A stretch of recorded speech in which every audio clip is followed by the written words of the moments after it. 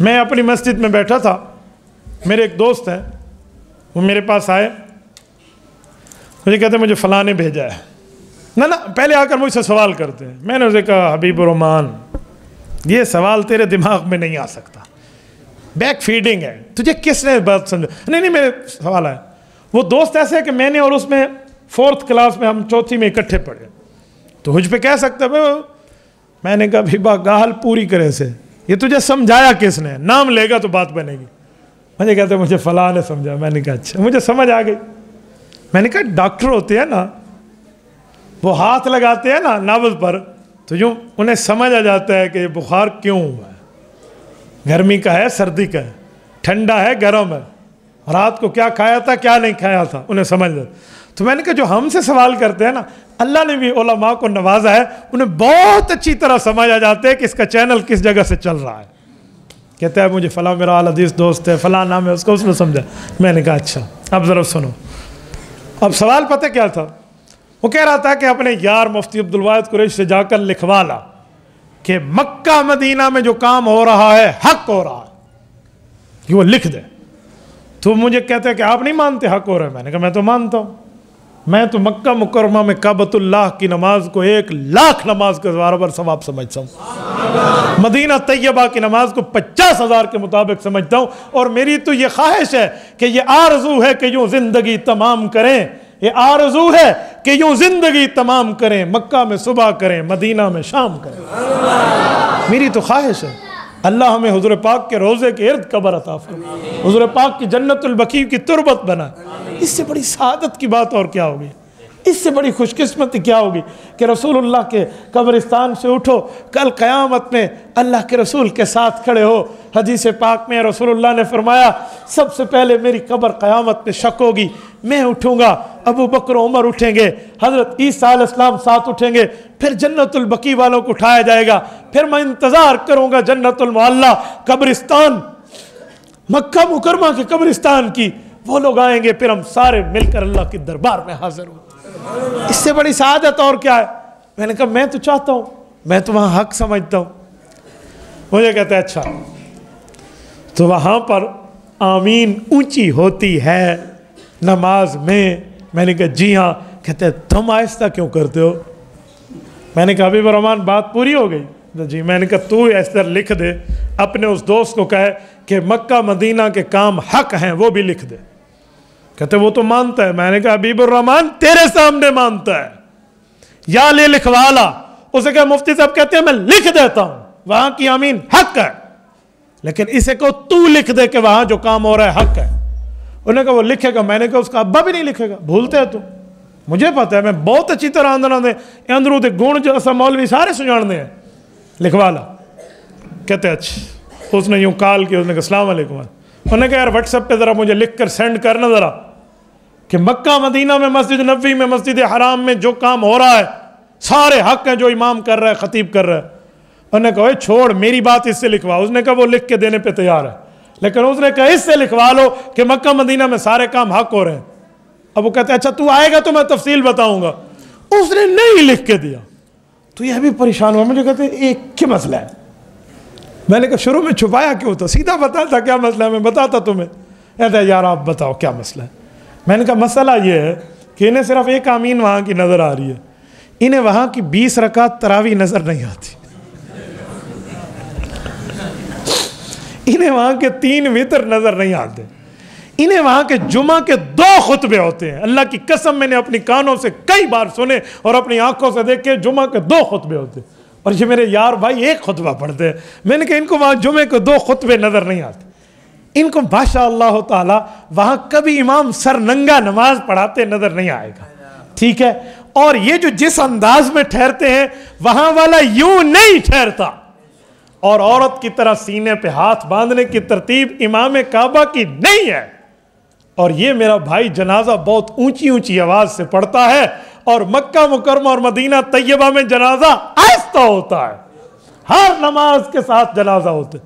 میں نے اپنی زندگی میں کئی نمازیں مکہ مکرمہ میں پڑھی، اللہ آپ سب کو عطا فرمائے. مدینہ طیبہ میں پڑھی، اللہ آپ کو عطا فرمائے. آپ کی برکت سے اللہ ہمیں عطا فرمائے. شاید میری زندگی کی اکا دکا کوئی نماز ہوگی جس کے ساتھ جنازہ کا اعلان نہ ہو، ورنہ سلام کے بعد وہاں کے خطیب اعلان کرتے ہیں الصلاۃ علی الاموات یرحمکم اللہ، اللہ آپ پر رحمت کرے، نماز جنازہ پڑھتے جاؤ. یا کبھی کہتے ہیں الصلاۃ علی المیت یرحمکم اللہ، کوئی ایک میت آیا ہے جنازہ. کبھی کہتے ہیں السلام علی المیتتی، ایک خاتون آئی ہے. کبھی کہتے ہیں الصلاۃ علی الطفل والمیتتی یرحمکم اللہ، ایک عورت ایک بچے کا جنازہ ہے، پڑھتے جائیے. ہر نماز کے ساتھ اعلان ہوتا ہے. جو حضرات جا چکے ہیں وہ میری تائید کریں گے کہ ایسے ہی اعلان ہو. تو سارے جنازے آہستہ ہوتے ہیں، جو یہ جنازہ اونچا پڑتا ہے. میں نے کہا آگے چلو. مکہ اور مدینہ میں جمعہ کی 2 اذانیں ہوتی ہیں، ایک جمعہ سے پہلے، ایک خطبے کے بعد، ایک خطبہ سے پہلے، نماز سے پہلے، اور ایک جمعہ سے پہلے، 2 اذانیں. اور یہ میرا یار بھائی ایک دیتا ہے اذان. اور مکہ مکرمہ میں، مدینہ طیبہ میں امام حرم مکی، امام حرم مدنی امام احمد ابن حنبل رحمہ اللہ کی تقلید کو ضروری سمجھتا ہے، اور یہ تقلید کو حرام کہتا ہے. اور مدینہ طیبہ میں حضرت امام اعظم ابو حنیفہ رحمہ اللہ کا نام حضور کے روزے کے ساتھ واضح لکھا ہوا ہے. نعمان بن ثابت رضی اللہ عنہ، امام حنیفہ کو رضی اللہ عنہ لکھا ہوا ہے وہاں. ٹھیک ہے، تو وہاں یہ نام موجود ہے. اسے کہ تو مکہ مدینہ والے تو لکھ امام حنیفہ کا نام اپنی مسجد کے محراب پر. میں مانوں تجھے مکہ مدینہ سے محبت ہے. اور مکہ مدینہ میں 3 طلاقیں ہو جائیں تو وہاں کے لوگ یہ جھوٹ نہیں بولتے کہ 3 2 تو 1 ہوتی ہے. وہ کہتے ہیں بھئی 1 2 تو 1 ہوتی ہے، 2 2 تو 2 ہوتی ہیں، 3 2 تو 3 ہوتی ہے. اور یہ ایک کی بات کرتا ہے. اسی لیے حبیب الرحمن یہ تجھے کبھی لکھ کے نہیں دے گا. اس نے کہا ٹھیک ہے. وہ جب اس کے پاس گیا تو واقعی لکھ کے نہیں دیتا تھا. تو وہ اس سے لڑ بھیڑ کے واپس آیا. مجھے کہا مولوی صاحب ایک جواب دے دے، بات ختم ہو گئی. وہاں اونچی آمین ہوتی ہے، تم اونچی آمین کیوں نہیں کرتے؟ یہ بتا دو، بس بات فائنل ہو گئی. اور وہاں رفع الیدین ہوتا ہے نماز میں، تم رفع الیدین نہیں کرتے، یہ مجھے سمجھا دو. میں مان گیا تم ٹھیک ہو. وہ جواب نہیں دیتا تھا. میں نے اس کے پاس بڑی بحثیں کی ہیں. میں نے کہا سنو، رسول پاک صلی اللہ علیہ وسلم سے اونچی آمین بھی ثابت ہے، آہستہ آمین بھی ثابت ہے. یہ دونوں حدیثیں جامع ترمذی جلد اول ابواب الصلاۃ میں موجود ہیں. باب ما جاء فی التامین، امام ابو عیسیٰ ترمذی رحمہ اللہ حدیث لائے ہیں کہ آمین کا باب. وہاں پر ایک حدیث لائے ہیں خفض بہا صوتا، اور ایک لائے ہیں مد بہا صوتا، اونچی آواز سے بھی آہستہ سے بھی. اب مسئلہ یہ ہے کہ جیسے بھی کرو لیکن دوسرے کو غلط نہیں کہو. کہتے ہیں ہاں. تو میں نے کہا اسی لیے وہ لوگ کرتے ہیں اور آہستہ کو بھی سنت سمجھتے ہیں. میرا یہ بھائی اونچی کہتا ہے اور آہستہ کو غلط کہتا ہے، اسی وجہ سے اس سے پھڈا ہے، اس سے نہیں ہے. فائنل ہو گئی بات. رہا رفع الیدین کا مسئلہ. تو رفع الیدین وہ لوگ کرتے ہیں سنت سمجھ کے، اور یہ میرا بھائی کرتا ہے فرض سمجھ کے. کیوں؟ سنت چھوٹ جائے تو نماز ہوتی ہے یا نہیں ہوتی؟ اور فرض چھوٹ جائے تو یہ کہتے ہیں رفع یدین کے بغیر نماز نہیں ہوتی. وہاں والا تو ایک بھی نہیں کہتا. وہاں تو ہم بغیر رفع الیدین کے نماز پڑھتے ہیں. اللہ کی قسم آج تک ہمیں کسی نے نہیں کہا. اور مجھے الحمدللہ یہ سعادت ہے، میں نے کعبۃ اللہ کی پہلی صف میں کئی بار نمازیں پڑھی ہیں. میں الحمدللہ رب کریم کے فضل سے، اللہ کے احسان سے، اللہ کی بڑے کرم نوازی سے کہتا ہوں، میں نے کئی بار پہلے صف میں ٹھہر کر مسجد نبوی میں اور بیت اللہ میں نمازیں پڑھی ہیں. مجھے تو کبھی کسی نے نہیں کہا کہ تیری نہیں ہوتی، تیری نہیں ہوتی، تیری نہیں ہوتی. کیوں؟ وہ کہتے ہیں کرنا بھی سنت ہے، چھوڑنا بھی سنت ہے. وہ دونوں کو ٹھیک کہتے ہیں. اور میرا بھائی مجھے کہتے ہیں کرنا فرض ہے، نہیں کرے گا تیری نہیں ہوتی تو بے نمازی ہے. اس لیے اس سے پھڈا ہے، اس کا احترام ہے.